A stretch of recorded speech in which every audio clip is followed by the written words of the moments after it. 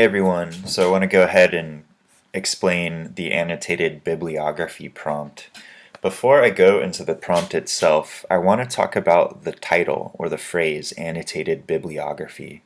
So when we annotate something, it means we're taking notes on it, right? So when we annotate a text or a reading, it means that we're going through the reading and we're pointing out important ideas, we're jotting things down in the margins, we're pointing out connections to other texts or ideas, maybe posing questions that we have about certain ideas. But annotating something means that we're taking notes on it, right? A bibliography is a collection of the publication information for your sources. And if we look at the word itself, biblio, so some of us who speak Spanish, we might see that or recognize that meaning book. That's where the word Bible comes from, book, biblio. Bibliography, and graphy is just a writing, essentially. So in this way, it's a written list of publication information for books or sources. An annotated bibliography, when we put the two words together, means that it's a collection of publication information for our sources that has notes taken on those sources. Now, in MLA format, we call the bibliography the works cited page. That's what it's called in MLA format, but it's a bibliography. So let me go ahead and read through this, and I'll explain these ideas as we go. An important component of a research project is the annotated bibliography, or AnBib for short. Annotated bibliographies challenge us to read and assess our sources critically, evaluating both their content and merit, meaning the value of the source. Additionally, because the research process takes considerable time and effort, annotated bibliographies can help keep us on track with our research timeline.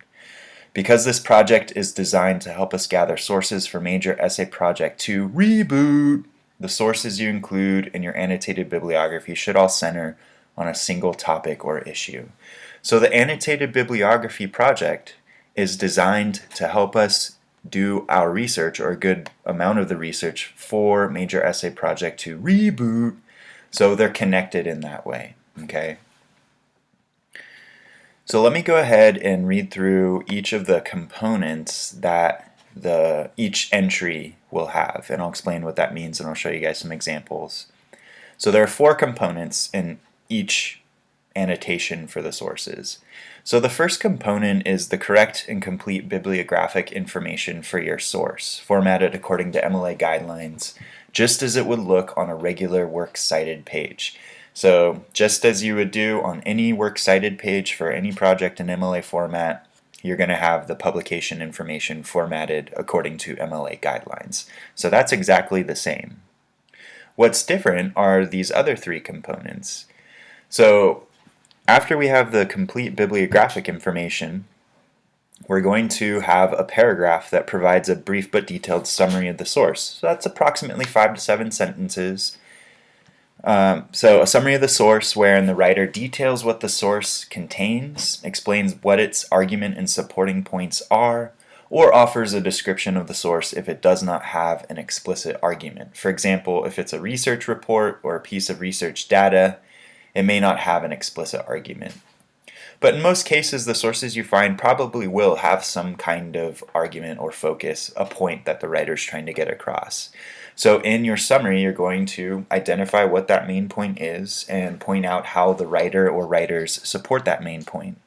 Now again, if it's a source that doesn't have an explicit argument, maybe it's just some research findings or some statistics on something or whatever the case is, then you would just provide a description of that, right? So what does the source contain? Now the next paragraph is going to be an assessment or evaluation of the source's quality. So approximately 3 to 5 sentences. How valuable is the source? So you want to explain that. What about the source is valuable to you as a researcher, as somebody putting together a research paper? How does the source, or does the source have limitations? So in some cases, maybe the source has some good ideas or good points in it, but maybe the writer of the source doesn't point out something that you think is important, or maybe they leave something out that you think is important. So you might point that out. Not necessarily though, and chances are the sources that you're including in your annotated bibliography are sources that you think are good quality or valuable. Otherwise you probably wouldn't waste your time, right?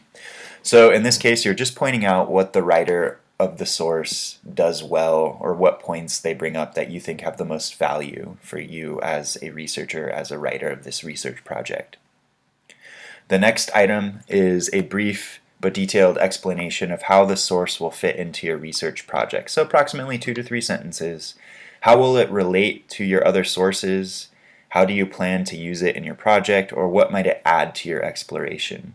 So in some cases you may not necessarily know how you're going to use it yet, but you can still point out how it connects to some of the other sources that you've found, right? So you just point that out. This source connects to this other source I found because blah, blah, blah.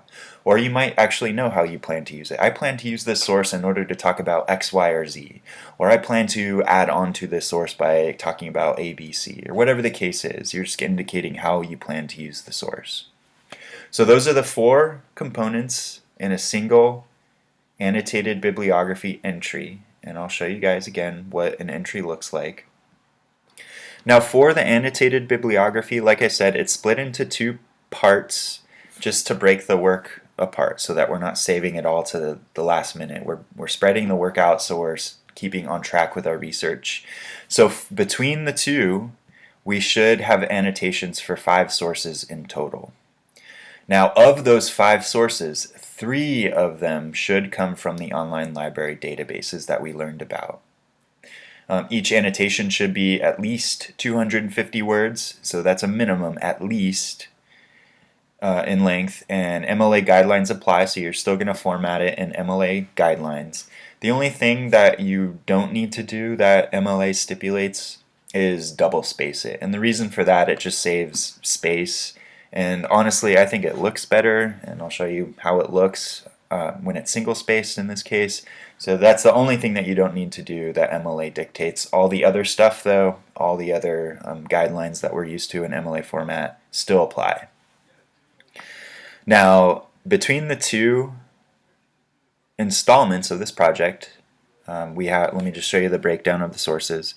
So the first AnBib that you're going to submit, you'll have 2 entries, so 2 sources in total. Now of those 2 sources, one of them, at least one, they both could be, but at least one should be found using the library's online databases. So going into those databases that we learned about, so at least one of your sources should come from that. If you prefer, you can have both, that's fine, from the databases, but at least one. The second annotated bibliography, you're going to have 3 entries, or 3 sources in total. Now of those 3, 2 of them should come from the library's online databases. If you want to do all 3, that's great, no problem, but at least 2. Now if we look back up at the breakdown here, so we're having 5 sources split apart between the two installments of the AnBibs.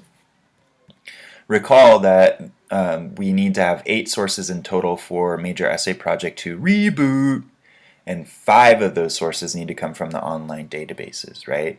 So this is a way, the sources that you include in your annotated bibliography are those sources that you would include in your paper, right? So that's what I mean when I say that these 2 projects are linked.